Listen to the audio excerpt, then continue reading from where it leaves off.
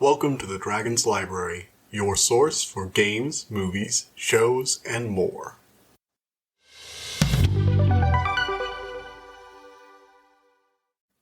Hello everybody, welcome back to the Dragon's Library.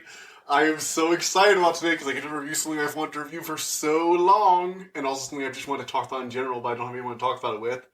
It's the first Bionicle book I'm going to be reviewing. Okay, slight background for this, because I made an entire episode to do this, so I have to, keep going. Alright, first up, for those of you who don't know what Bionicle is, I have recently started a new mini-series called The Reference Section. The first episode is currently out. It's about Bionicle. Go listen to it. It's one of my better pieces of work, I think. It does a pretty good job summarizing Bionicle. I'm going to be going through this review assuming everyone has watched that video, so I'll be using terminology with the assumption that you've listened to that episode and, you know what I'm talking about. So, yeah. Alright. To get that out of the way, this is the review of Bionicle, adventure number 10, Time Trap. So, this is part of the second era of Bionicle, the adventure series, where we follow the Toa Metru, who are trying to protect their city from Makuta. This is before the first Chronicle series, and this is the last book in that series. So basically, the Matoran were all put to sleep. The new Toa group, Vakama, Nokama, Onua, Wenua, Nuju, and Matau have all saved the Matoran and brought them back to the island paradise Metronui. They came back and got all the ones they left behind and brought them in airships. They were briefly turned into monsters and called Toa Hordika, and they cured themselves by finding this legendary Rahi that could, save them. And yeah, everything's good. But as they're leaving, Vakama has to go back to the city on his own to fulfill the last thing they need to do, or more specifically, to fill in a plot hole. See, in the Chronicle series, Vakama had shown Toa Tahu, that era's Toa of Fire, the legendary Mask of Time, which could allow the user to control time itself. It's really difficult to use, though, and most of the people who have used it have only been able to slow down time for a few minutes, because it's just too powerful. It threatens to lose control and unleash devastation around the user, or just sap them of their own time. But in the right hands, it could be a tool that would give one complete control over a fundamental aspect of existence. So, scary device. Anyway, during the Battle of Makuta, it had actually been thrown into the ocean. So, the two of them, Vakama, specifically Vakama, goes to go retrieve it. He jumps out of the airships and into the water surrounding Metronui.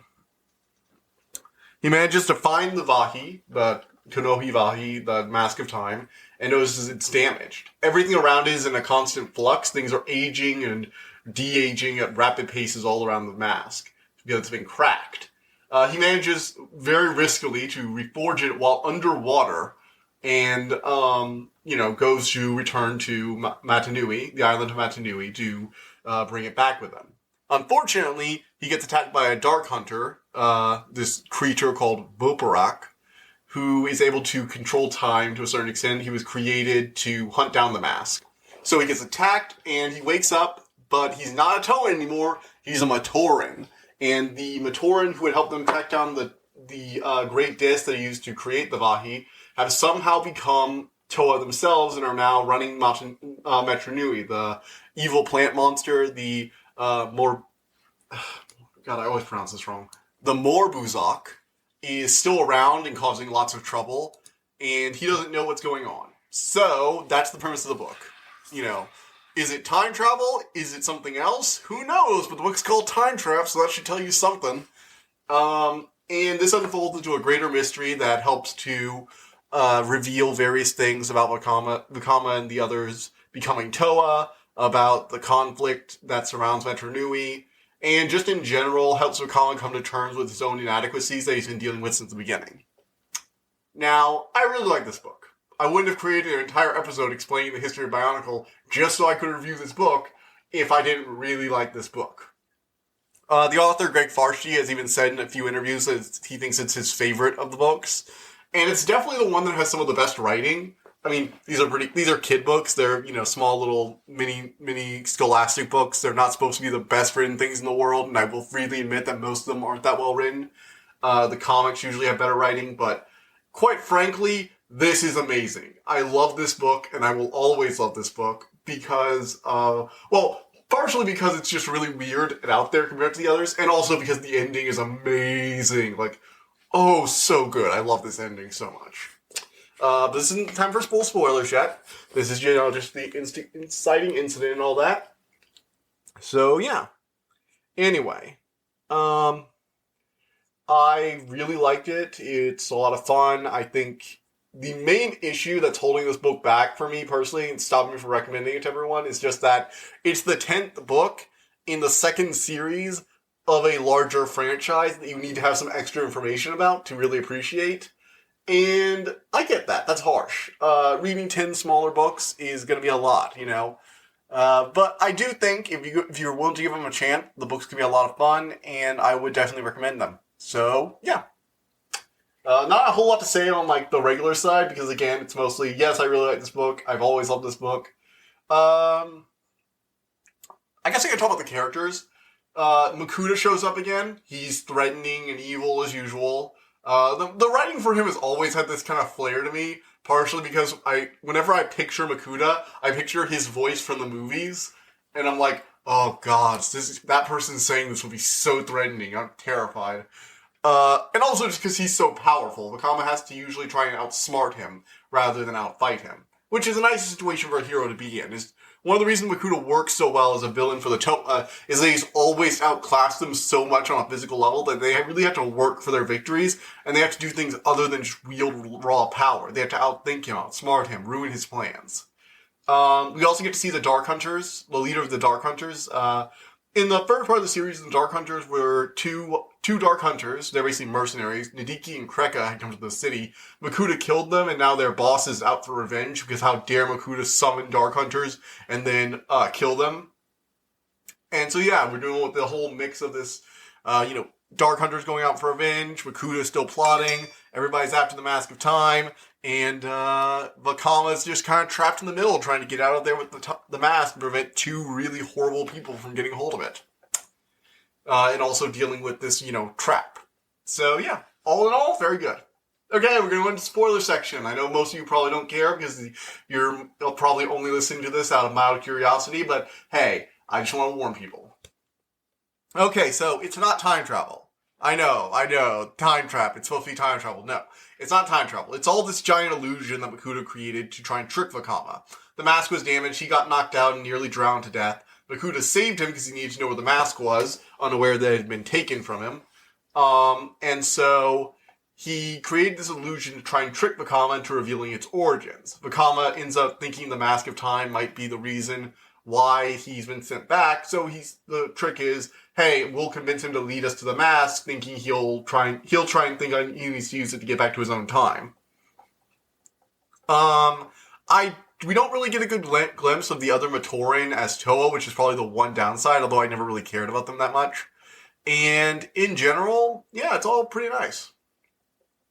The illusion is very elaborate. He runs into several of his teammates as Matoran. Onua is turned into a coward. Matau's dead.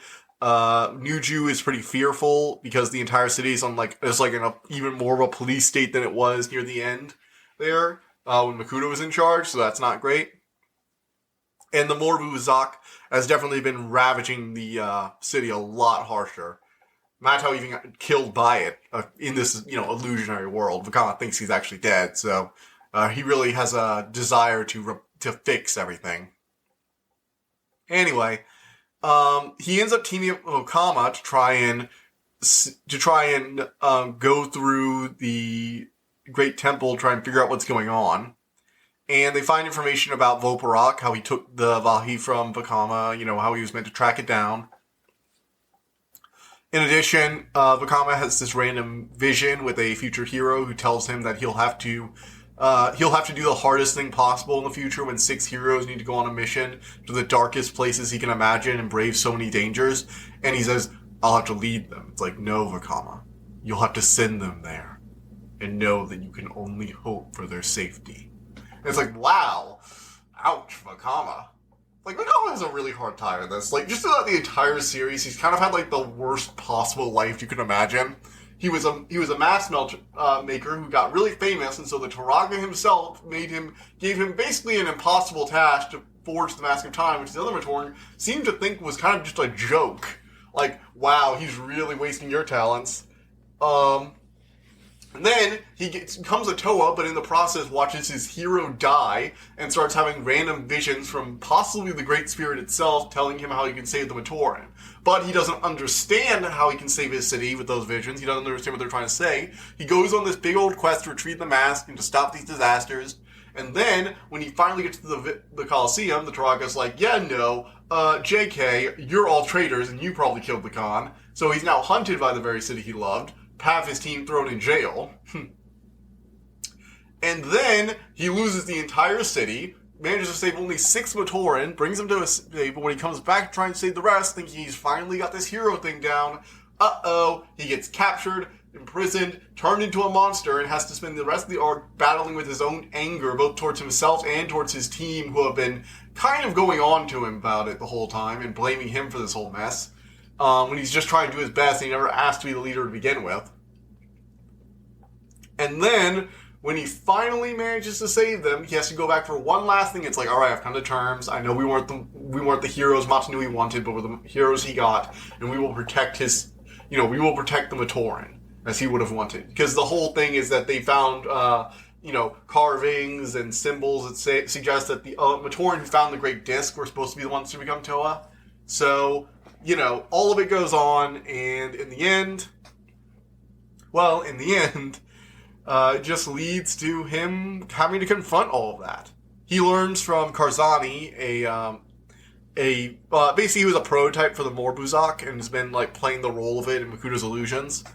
So, he learned from him that the Order of Motunui, a group who's sworn to uphold only the Great Spirit's will, actually faked all that evidence, and they were actually the Matoran who were supposed to come to all along, and actually was their destiny, which I'm still not so sure about. It's like, I would prefer something along the lines of Matunui's will is great, and he would have seen he would have convinced only those of good heart to become Toa or something like that. But then again, I guess it doesn't really square with the rest of the plot, so I guess it's fine.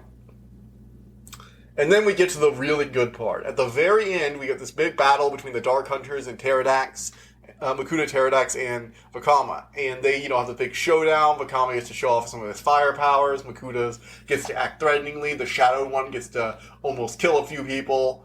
And then, after the Shadow one's defeated, Makuta ends up confronting Vakama. And OMG, that confrontation is the best part of this entire book. Okay, I really need to set the scene for you here. So, Vakama has the mask and knows Makuta's coming for him. He knows he also cannot beat Makuta. He knows this as an absolute fact. He cannot win against Makuta. Not on his own. He barely beat him when Makuta was really weakened from having just put Motunui to slumber and trying to suppress the wills of those he had absorbed. So, and that was with a whole team of Toa behind him. So he does the only thing he can. Realizing that the mask was destroyed, it might destroy all of time itself and render their world basically undone, he threatens Makuta. He takes the mask and puts it next to several other destroyed masks at a kind of junkyard area. And when Makuta shows up, he smashes one of the masks, one of the broken ones, and warns him not to come any further. And he holds up the hammer and says, "If you do not leave us and the Matoran alone, give up and leave our city and our allies here unhurt, I will destroy the mask. I would rather the Matoran live in a timeless wasteland than be slaves to you." And Makuta believes him. Vakama has been through some shit at this point. Turned into a monster, watched his whole city destroyed, all that stuff. And he's just had enough. So he tells Makuta that he will destroy the mask if he doesn't back off. Now, Makuta says he will not linger in shadow. He will not wither and die in the shadows. But he's unwilling to let Vakama destroy the mask. So at the last second, he gives him an offer. He'll send Vakama back to his teammates. He will stay watch over Metro-Nui for 1 year. He will give the Matoran 1 year of safety. For the rest of time, Makuta, so long as they do not interfere with him, the Toa's allies in Metro-Nui, those who have survived, like the Rahaga and Kitongu, will be left alone. As long as they don't get in his way, he won't hurt them. And he will give them a Matoran 1 year. 1 year of safety. And then I will come. And they agree. They make a bargain. And next thing he knows, Vakama's standing at the gateway to the island above. And it just ends. It just ends like that. It goes to, Vakama and then finally returning to Metro Nui because these have been a bunch of tales that they had been told around the campfire. And this was the one that wasn't actually a tale Vakama told. This was just him remembering that final adventure he and he alone went through. And Owen, I just love it. This book is the best. I freaking love it so much. And yeah, most of the book is kind of, this weird possible alt history thing in the mystery of whodunit, which is always really intriguing. I like those kind of plots. But really, it's the ending. I can't deny that it's the ending that gets me going. It's just fantastic. Makuta and Vakama have this really interesting villain-hero and kind of, relationship going on. Makuta has always seen Vakama as this lesser creature, but he has to admit that he's managed to foil his plots to a certain extent on occasion. But at the same time, he's kind of haughty because I have plots upon plots that you could not even comprehend, Vakama. And you do get the sense that Makuta does, to a certain small degree, respect Vakama. I mean, he wouldn't have even tried that, false offer of peace during their battle when he first showed off the Mask of Time, if not. He really does kind of respect Vakama as a lesser being for what he's managed to accomplish.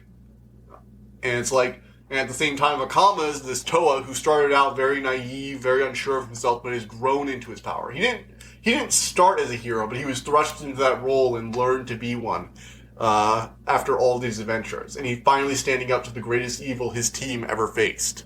All alone in a city filled with monsters and death.